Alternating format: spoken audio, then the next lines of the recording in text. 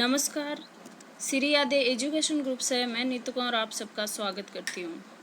हम क्लास 10 की जो सामाजिक विज्ञान की पाठ्य पुस्तक है उसमें जो दूसरा चैप्टर आता है जिसका नाम आता है संघर्षकालीन भारत, तो उसी को हम पढ़ रहे थे। और हमने पिछले अध्याय में हमने राव शेखा और जो रणथंभौर के शासक थे हमीर उनके बारे में पढ़ा।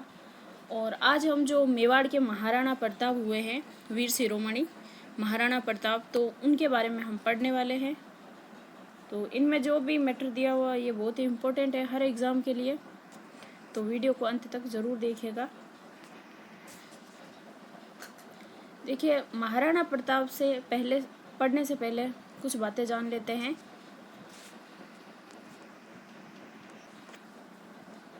जैसे कि ये हमारा राजस्थान आता है, तो यहाँ पर जैसे जैसलमेर रियासत है और यहाँ पर जो पाली के थे वहाँ पर जो अख्यराज सोनेगरा थे उनकी पुत्री आती है जयवंता बाई। और यहाँ पे जैसलमेर में जो भाटी राजवंश था उनकी पुत्री का नाम आता है धीरबाई। तो ये दोनों जो मेवाड़ के महाराणा थे उदय सिंह, यानी महाराणा प्रताप के पिताजी का नाम उदय सिंह था, तो उनकी दो पत्नियां थी। ये जो जैसलमेर की तो थी धीरबाई, जो भाटी राजवंश आता है जैसलमेर में, तो इनको भटियाणी के नाम से भी जानते हैं। और इधर जो पाली में सोनगरा थे उनकी पुत्री आती है जयवंता बाई। तो उनके दोनों के दो पुत्र थे, उदय सिंह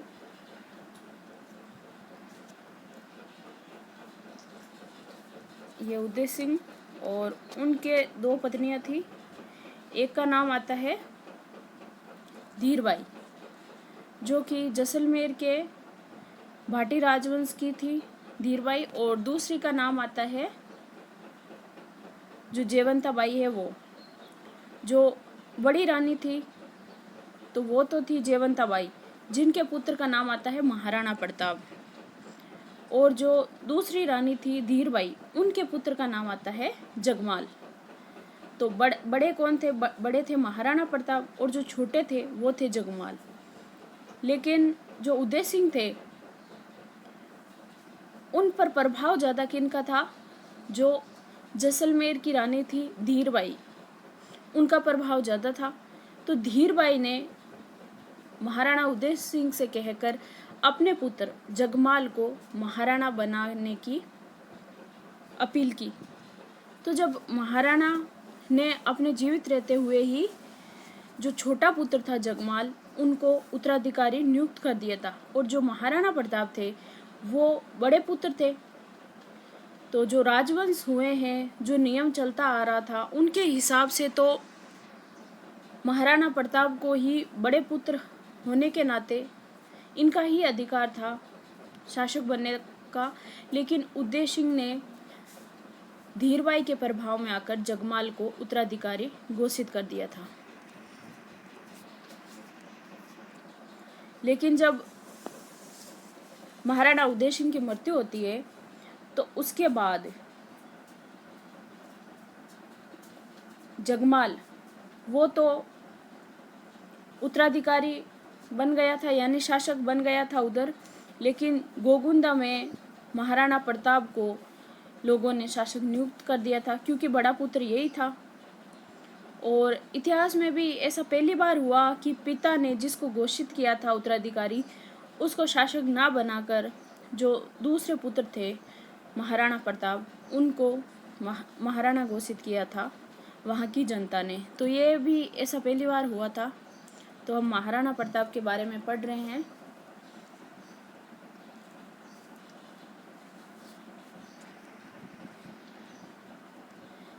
महाराणा प्रताप 1572 से लेकर 1597 ईस्वी तक। 1597 में महाराणा प्रताप की मृत्यु हो जाती है। तो महाराणा प्रताप का जन्म विक्रम संवत 1597 ज्येष्ठ शुक्ल तृतीय रविवार यानी 9 मई 1540 ईस्वी को कुंभलगढ़ दुर्ग के कटारगढ़ बादल महल में हुआ था। ये जो कुंभलगढ़ दुर्ग है, ये इसमें इस कुंभलगढ़ के अंदर ही कटारगढ़ नाम का एक दुर्ग आता है, उसमें एक महल आता है बादल महल, वहाँ पर महाराणा प्रताप का जन्म हुआ था।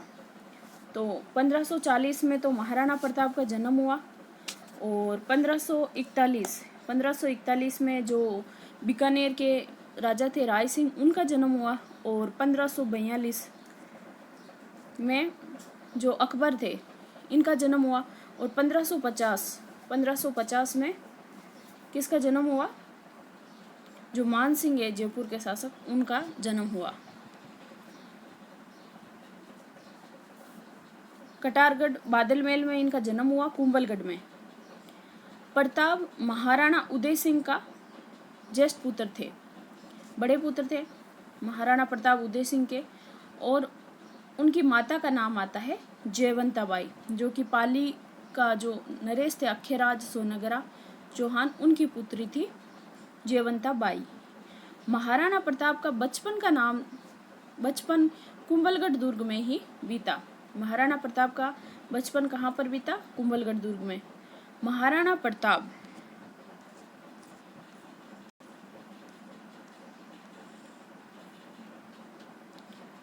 प्रताप का विवाह 1557 ईस्वी में अजबदे पंवार के साथ हुआ था, और जिनसे 16 मार्च 1559 में अमर सिंह का जन्म हुआ। यानी कि लगभग 19 वर्ष की आयु में ही अमर सिंह, जब महाराणा प्रताप 19 वर्ष के आयु थे, तब अमर सिंह का जन्म हो गया था। ये अमर सिंह कौन थे? महाराणा प्रताप के पुत्र थे।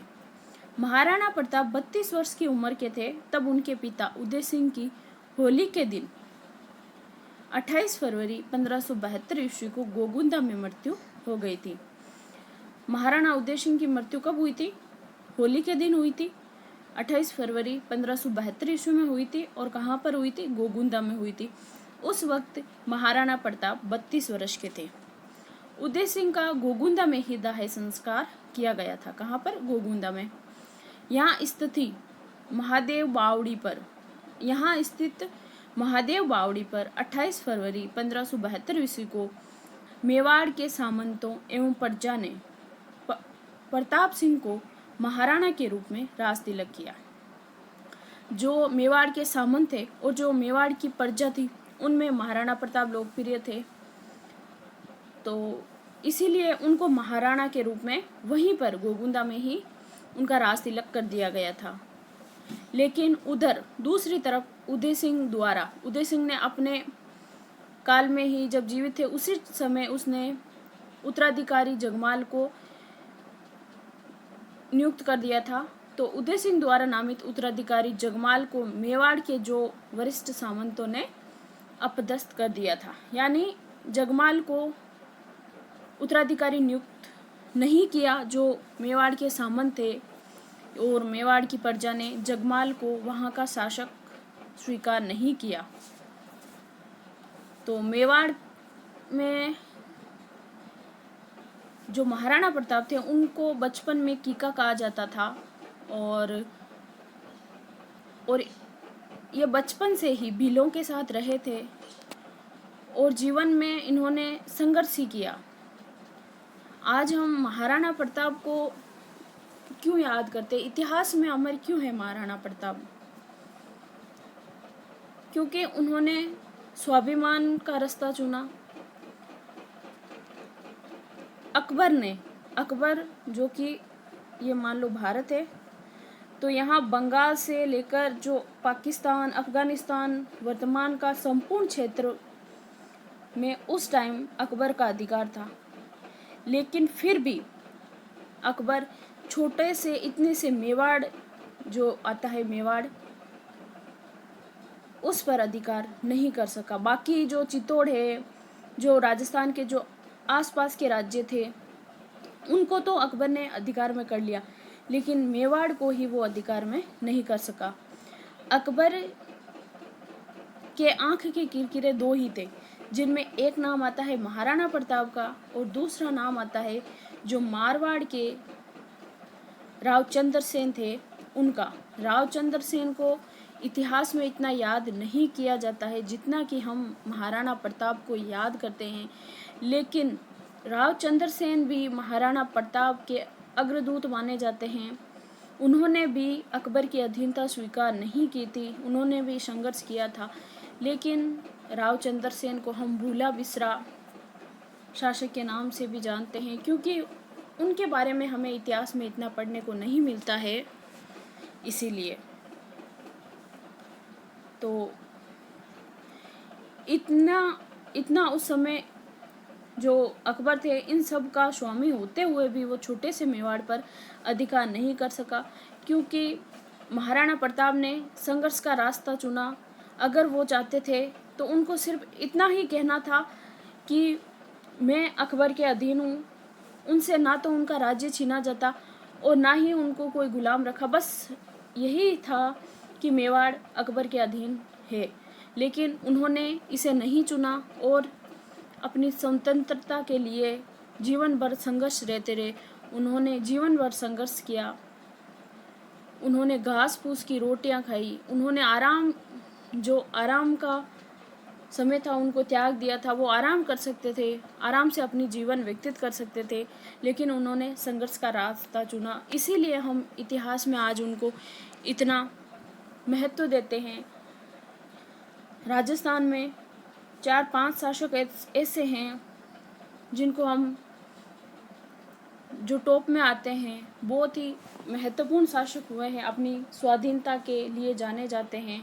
आज भी हम उनको उसी तरह से याद करते हैं, उसी तरह से उनको महत्व देते हैं जैसा कि वर्तमान में हो। तो महाराणा प्रताप हम सबके लिए प्रेरणा स्रोत थे।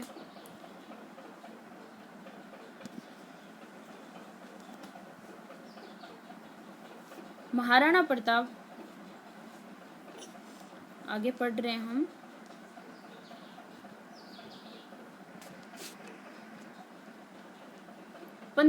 ईस्वी में अकबर का नागौर में दरबार लगा। 1570 ईस्वी में 1570 ईस्वी में अकबर ने क्या किया था, नागौर में दरबार लगाया। और उस दरबार में जो भी राजस्थान के जो शासक थे वो सब वहाँ पे उपस्थित होते थे, और जो उपस्थित होते थे उन्होंने उनकी अधीनता स्वीकार कर ली थी, तो इसीलिए वो नागौर दरबार में उपस्थित होते थे।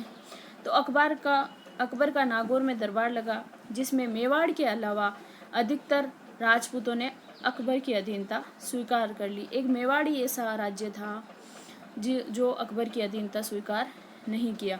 अकबर ने प्रताप को अधीनता स्वीकार कराने के लिए 4 दल भेजे थे। अकबर ने 4 दल भेजे थे, तो इसको हम ऐसे भी याद रख सकते हैं जम्मा भट्टो के नाम से। तो जम्मा भट्टो के नाम से हम याद रख सकते हैं। जैसे प्रथम आता है जलाल खां, जो कि प्रथम आते हैं जलाल खां, दूसरे आते हैं मान सिंह, तीसरे आते हैं भगवान दास, और जो चौथे शासक है वो आते हैं टोडरमल। जम्मा भट्टो के नाम से हम इन चारों का क्रम याद रख सकते हैं। तो जो प्रथम आते हैं जलाल खां, जिसको नवंबर 1572 ईस्वी में प्रताप के पास भेजा गया था। किस लिए भेजा गया था? उनको इसीलिए भेजा गया था कि बातचीत के माध्यम से महाराणा प्रताप अकबर की अधीनता स्वीकार कर ले, इसीलिए भेजा गया था। दूसरी बार जून 1573 ईस्वी में मान सिंह, जो आमेर का शासक था, उनको प्रताप को समझाने के लिए भेजा गया था। और जो ये भगवान दास थे, ये इन्हीं मान सिंह के पिताजी थे, आमेर के शासक थे ये भी। तो पहले पुत्र को भेजा, उसके बाद पिता को भेजा भगवान दास को। तो तीसरी बार अक्टूबर 1573 ईस्वी में आमेर के भगवान दास को भेजा गया। चौथी बार दिसंबर 1573 ईस्वी में टोडरमल को भेजा गया। ये चारों शिष्टमंडल प्रताप को समझाने में असफल रहे चारों। तो अकबर ने प्रताप को युद्ध में बंदी बनाने की योजना बनाई। अकबर ने क्या किया, महाराणा प्रताप को युद्ध में बंदी बनाने की योजना बनाई थी। बंदी बनाने की योजना जो अजमेर में है, अजमेर किले में बनाई गई, जिसमें आज संग्रहालय स्थित है। अजमेर का किला है जो कि अकबर के द्वारा बनाया गया है, उसको मैगजीन भी कहते हैं उस फोर्ट को। तो अजमेर में स्थित किले में बनाई गई, जिसमें आज संग्रहालय स्थित है, तथा अंग्रेजों के समय का शस्त्रागार होने के कारण इसे मैगजीन भी कहते हैं। अकबर ने मान सिंह को इस युद्ध का मुख्य सेनापति बनाया। अकबर ने मान सिंह, जो कि आमेर के शासक थे मान सिंह, उनको इस युद्ध का मुख्य सेनापति बनाया तथा मान सिंह का सहयोगी था आसफ का को नियुक्त किया। ये जो सहयोगी थे उनका नाम आता है आसफ का। मान सिंह 3 अप्रैल 1576 ईस्वी को शाही सेना लेकर अजमेर से रवाना हुआ। ये जो योजना बनाई गई थी ये अजमेर किले में बनाई। तो मान सिंह 3 अप्रैल 1576 को शाही सेना लेकर अजमेर से रवाना हो गए। उसने पहला पड़ाव कहाँ पर रखा? मांडलगढ़ में। ये मांडलगढ़ कहाँ पर आता है? भीलवाड़ा में आता है। यहाँ पर 2 माह तक वहीं पर रहा। कौन? मान सिंह। और उसके बाद वे आगे नाथद्वारा से लगे हुए खमनोर, जो मोलेला नामक गांव आता है, ये नाथद्वारा राजसमंद में आता है। मोलेला यानी जो मिट्टी की मूर्तियों के लिए प्रसिद्ध है, मोलाला, तो उस गांव के पास अपना पड़ाव डाला। उधर इस शाही सेना के आगमन की सूचना महाराणा प्रताप को मिल गई। उनको सूचना मिल गई कि अकबर की सेना युद्ध करने के लिए आई हुई है। महाराणा प्रताप ने गोगुंदा और खमनोर की पहाड़ियों के मध्य स्थित, ये गोगुंदा और जो खमनोर की पहाड़ियाँ आती है उनके मध्य में स्थित है हल्दी घाटी नामक तंग घाटी में अपना पड़ाव डाला। ये जो हल्दी घाटी है, यहाँ पर महाराणा प्रताप ने अपना पड़ाव डाला। इस घाटी में एक बार एक आदमी ही प्रवेश कर सकता था, यानी इतनी ये पतली घाटियाँ थी वहाँ पर। तो यहाँ की जगहों से महाराणा प्रताप पूरी तरह से परिचित थे, तो इन्होंने यही जगह चुनी युद्ध के लिए और यहाँ पर छापामार पद्धति के तहत इन्होंने युद्ध किया था, क्योंकि इनके पास इतनी सेना नहीं थी। अकबर के पास तो बहुत ज़्यादा सेना थी, लेकिन महाराणा प्रताप मेवाड़ के छोटे से राज्य के शासक थे, तो इनके पास इतनी सेना नहीं थी। इस घाटी में एक बार एक ही आदमी प्रवेश कर सकता, इसीलिए सैनिकों की कमी होते हुए भी महाराणा प्रताप के लिए मोर्चेबंदी के लिए ये सर्वोत्तम स्थान था। जहां प्रताप के पहाड़ों से परिचित सैनिक, क्योंकि उन पहाड़ों से उनके सैनिक पूरी तरह से परिचित थे, वो छिपकर आक्रमण कर सकते थे। वहीं मुगल सैनिक क्योंकि उन पहाड़ी क्षेत्र से परिचित नहीं थे, जो हल्दी घाटी का क्षेत्र है, जो पहाड़ी क्षेत्र है, वहाँ से परिचित नहीं थे वहाँ से, इसीलिए वो भटक कर मेवाड़ के सैनिकों से, ये देखिए ये हल्दी घाटी के युद्ध का दृश्य है। ये महाराणा प्रताप है जो अपने भाले से वार कर रहे हैं, और ये जो है आगे, ये तो है महावत खां जो मारा गया, और ये है पीछे जो छुप के बैठे हैं, ये है मान सिंह आमेर के शासक, और ये इनका हाथी है। ये इसीलिए बच गए थे क्योंकि ये छिप गए थे, और जो ये महावत खां है ये मारा गया। और ये है चेतक घोड़ा महाराणा प्रताप का। जो चेतक घोड़ा है, इन्होंने जब अपने पैरों को जब हाथी पर चढ़ाई की तो यहाँ पर क्या तलवार लगी हुई थी, तो इसी तलवार से जो महाराणा प्रताप का घोड़ा है चेतक, इस तलवार से उनके लग गई थी, और ये घोड़ा आगे चलकर ये घायल हो जाता है और उसके बाद ये मर जाता है, क्योंकि यहाँ पर तलवार से इनके पैर के लग गई थी। तो इसीलिए आज इतिहास में सिर्फ महाराणा प्रताप का ही नाम अमर नहीं है, उनका जो घोड़ा है चेतक, इनका नाम भी अमर है, इनका भी स्मारक बना हुआ है। और जो महाराणा प्रताप का हाथी था उनका नाम आता है राम प्रसाद, तो उस राम प्रसाद का नाम भी इतिहास में अमर है। तो ये तो मान सिंह का हाथी है, और ये हल्दी घाटी का दृश्य है युद्ध का। टकराकर या भूखे प्यासे मरकर जीवन गंवा सकते थे। कौन? जो अकबर के जो सैनिक थे वो, क्योंकि वो उन घाटियों से परिचित नहीं थे। अंत में दोनों सेनाएं 18 जून 1576 को प्रातःकाल युद्ध भेरी के साथ आमने सामने हुई। यहाँ पर देखिए, यहाँ पे 18 जून लिखा हुआ है, लेकिन कहीं पर 21 जून भी नाम आता है। और 21 जून जो गोपीनाथ शर्मा है, उन्होंने 21 जून हल्दीघाटी के युद्ध की डेट बताई है। तो एग्ज़ाम में दोनों डेट एक साथ नहीं आएगी, और अगर दोनों डेट एक साथ आ गई 18 जून और 21 जून, तो वो क्वेश्चन फिर डिलीट किया जाएगा। तो दोनों ही आती है डेट।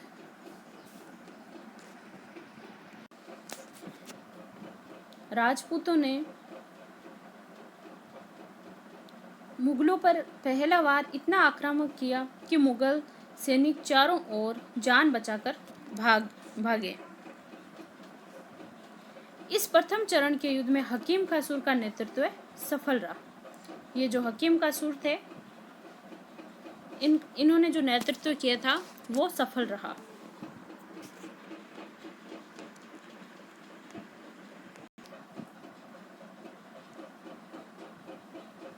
मुगल इतिहासकार आता है बदायूनी। ये जो बदायूनी थे, ये हल्दीघाटी के युद्ध में वहां पर उपस्थित था, जो कि मुगल सेना के साथ था, और वे स्वयं भी उस युद्ध से भाग खड़ा हुआ था। कौन? बदायूनी।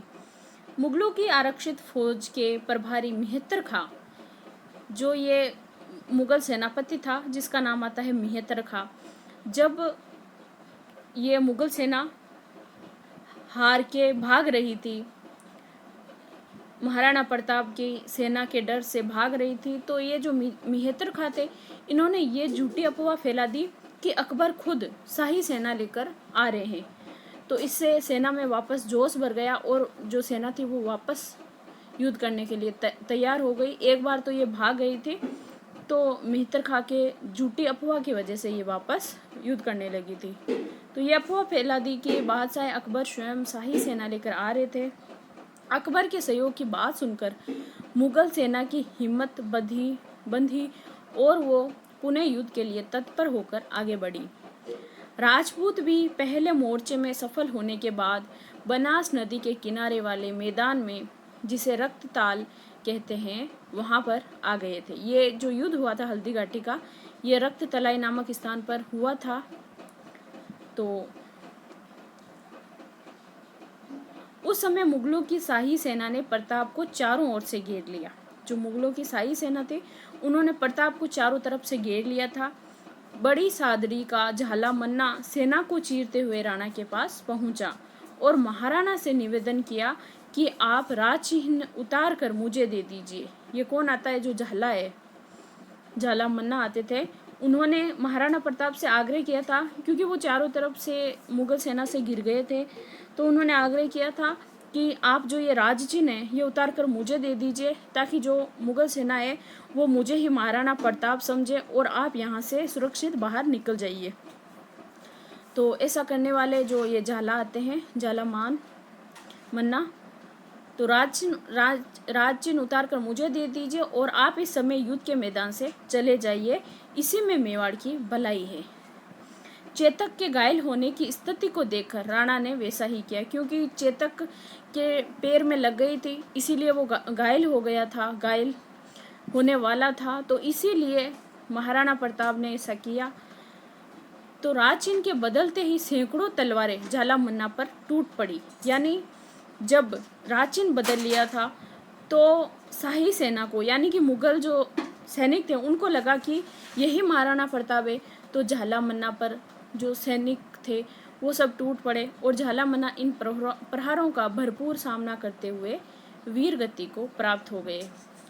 तो इनका नाम भी अमर ही है, झाला मन्ना का, क्योंकि इन्होंने अपनी मौत की परवाह ना करके महाराणा प्रताप को सुरक्षित बाहर निकाल दिया था युद्ध भूमि से और खुद वीर गति को प्राप्त हो गए थे। ऐसे भी स्वामी भक्त हुए हैं हमारे इतिहास में, लेकिन बहुत सारे गद्दार भी होते हैं, जैसे कि हमीर के काल में आते हैं, जो रणमल और रत्तीपाल थे, जिन्होंने रणथंभौर दुर्ग का जो गुप्त रास्ता था वो बता दिया था अलाउद्दीन खिलजी को। तो ऐसे भी धोखेबाज भी आते हैं, और ऐसे झाला मन्ना जैसे स्वामी भक्त भी आते हैं। महाराणा प्रताप का स्वामी भक्त घोड़ा चेतक, ये जो चेतक है, बलीचा गांव में स्थित एक छोटा नाला पार करते हुए परलोक सिधार गया। ये बलीचा है, बलीचा नामक जो स्थान है, तो वहां पर एक नाला था, तो जब ये उसको पार कर रहा था तो वहीं पर उनकी मृत्यु हो गई। और इसी बलीचा में चेतक की छतरी बनी हुई है। तो कुछ इतिहासकारों ने इसे परिणाम विहीन अथवा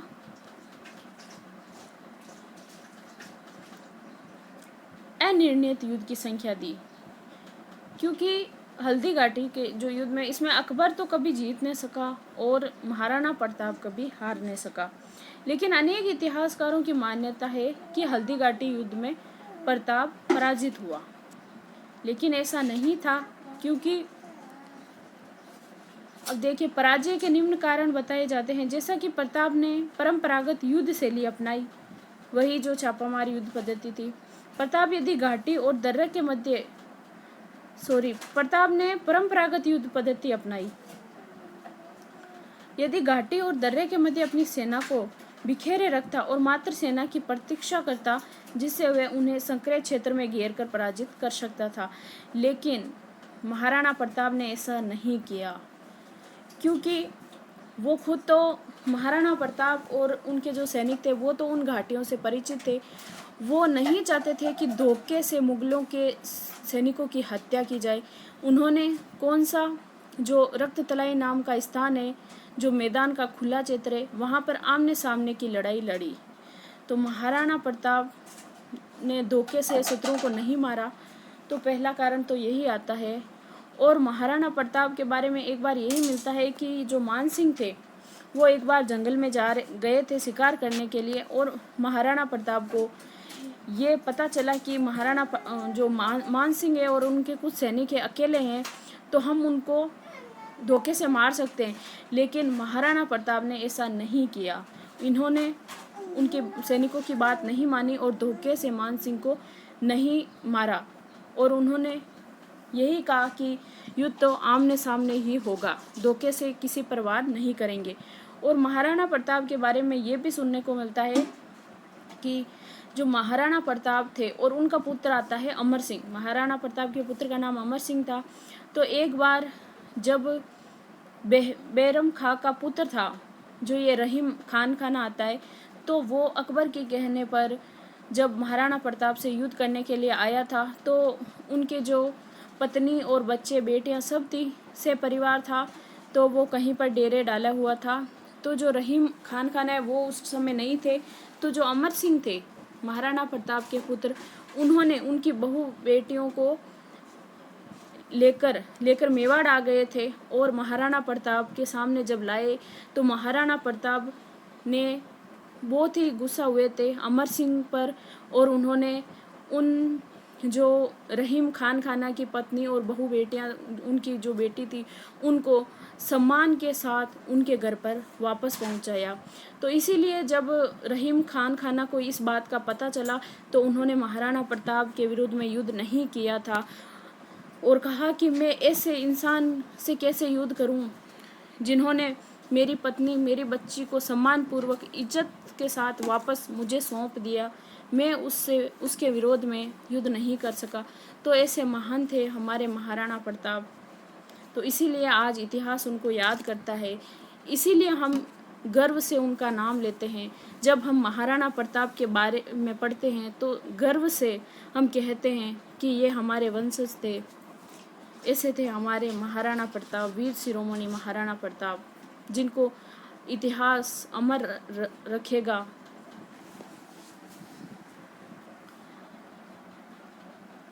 सेना नायकों में प्रतिकूल परिस्थितियों में जिस धैर्य और संयम और योजना की आवश्यकता होनी चाहिए, प्रताप में उनका अभाव था।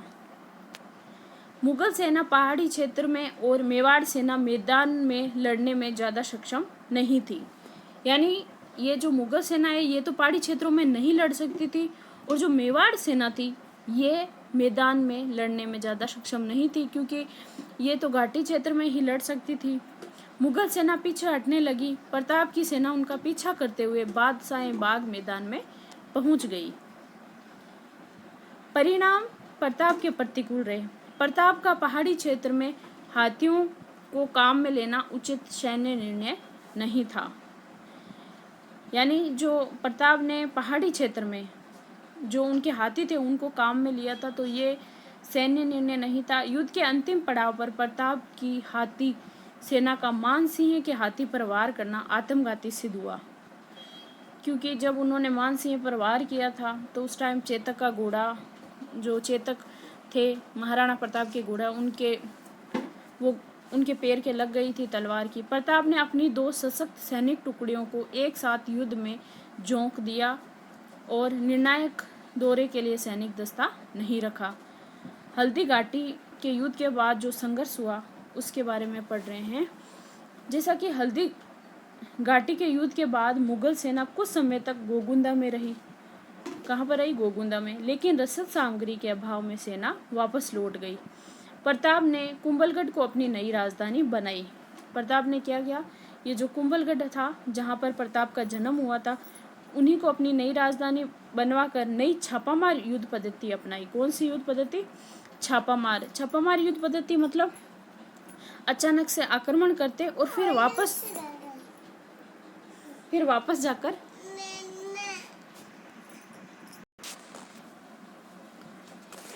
फिर अकबर ने शाहबाज खां के नेतृत्व में 3 बार सैन्य सेना भेजी। 15 अक्टूबर 1577 और 15 दिसंबर 1578 और मई 1580 में 3 बार जो ये शाहबाज खां था उनके नेतृत्व में अकबर ने सेना भेजी, लेकिन फिर भी वो सफल नहीं हो सका। शाहबाज खां ने कुंभलगढ़ और उसके आसपास के क्षेत्रों पर अधिकार कर लिया था। अकबर ने 1580 में अब्दुल रहीम खान खाना के नेतृत्व में, ये जो अब्दुल रहीम थे ये वही रहीम हैं जिनके बारे में हम रहीम के दोहे पढ़ते हैं, ये वही रहीम थे। ये जो मुगल था सेनापति वो बैरम खां, जिन्होंने अकबर का संरक्षण में शासन किया था और उनको संभाला था, तो वही थे बैरम खां के पुत्र अब्दुल रहीम खान खाना। तो इनके नेतृत्व में सेना भेजी, लेकिन उसे विशेष सफलता नहीं मिली। फिर 1582 ईस्वी में दिवेर का युद्ध हुआ। कौन सा युद्ध हुआ? दिवेर का। इस संघर्ष में प्रताप के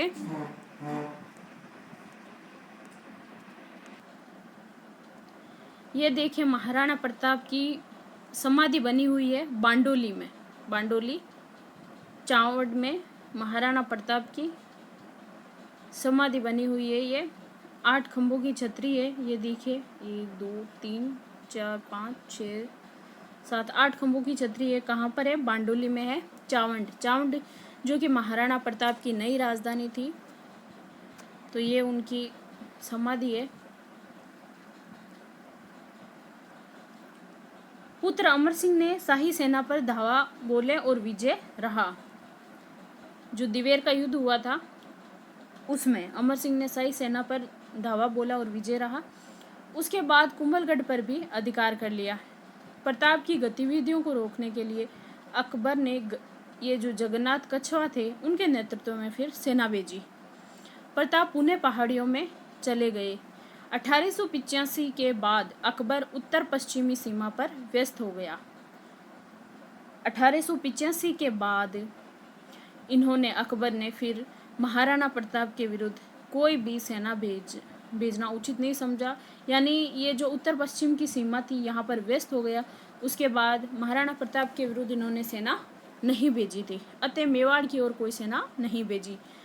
1585 से 1597 ईस्वी के मध्य प्रताप ने चित्तौड़ और मांडल को छोड़कर अन्य क्षेत्रों को मुगलों से मुक्त कर लिया था। ये जो चित्तौड़ और मांडल थे इनको तो छोड़कर बाकी सबको क्षेत्रों को मुगलों के अधीनता से मुक्त कर लिया था। और 19 जनवरी 1597 में प्रताप की जो मृत्यु हो गई थी।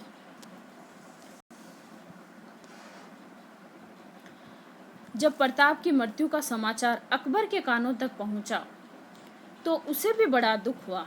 बोलो, जो महाराणा प्रताप थे उनकी मृत्यु का समाचार जब अकबर के कानों तक पहुंचा तो उनको बड़ा दुख हुआ। और इस स्थिति का वर्णन अकबर के दरबार में उपस्थित थे दुर्सा आढ़ा ने इस प्रकार किया कि अस लगो अणदान पाग लेगो अणनामी गहलोत राण जीती गयो दशण मूंद रसना उसी निसास मुख मरिया नयन रो मत मर्त साहे। इसका तात्पर्य ये है कि राणा प्रताप, तेरी मृत्यु पर बादशाह ने दांत में जीभ दबाई और निश्वास से आंसू टपकाए। किसने? अकबर ने, क्योंकि तूने अपने घोड़े को नहीं दगवाया और अपनी पगड़ी को किसी के सामने नहीं झुकाया। वास्तव में तू सब तरह से जीत गया। इसीलिए हमारे वीर शिरोमणि महाराणा प्रताप का नाम इतिहास में अमर है और आज हम गर्व के साथ उनका नाम लेते हैं। वो कभी भी महाराणा अकबर के सामने नहीं झुके थे। अपने स्वाभिमान के चलते उन्होंने बहुत संघर्षों का सामना किया, लेकिन अकबर के सामने नहीं झुके। जबकि उनका पुत्र अमर सिंह था, उन्होंने अकबर की अधीनता स्वीकार कर ली थी। विदेशी इतिहासकार कर्नल जेम्स टोड ने, ये जो विदेशी इतिहासकार आते हैं कर्नल जेम्स टोड, इन्होंने हल्दी घाटी को मेवाड़ की थर्मोपल्ली और जो दिवेर का युद्ध था उसको मेवाड़ का मैराथन कहा है। किसने कहा? ये जो जेम्स टोड आते हैं, ये राजस्थान के इतिहासकार है। तो इन्होंने जो हल्दी घाटी का युद्ध था उनको तो मेवाड़ की थर्मोपल्ली का, और जो दिवेर का युद्ध था उनको मेवाड़ का मैराथन। तो अब कल के वीडियो में हम पढ़ेंगे रावचंद्र सेन। ये वही रावचंद्र सेन थे, इन्होंने भी अकबर की अधीनता स्वीकार नहीं की। इन्होंने भी महाराणा प्रताप की भांति अकबर के सामने नहीं झुके थे। तो इनके बारे में हम कल पढ़ेंगे। आज के लिए इतना ही। अगर आप लोगों को वीडियो अच्छा लगा तो इसको लाइक, शेयर और हमारे चैनल को सब्सक्राइब जरूर कीजिए। धन्यवाद। जय हिंद, जय भारत।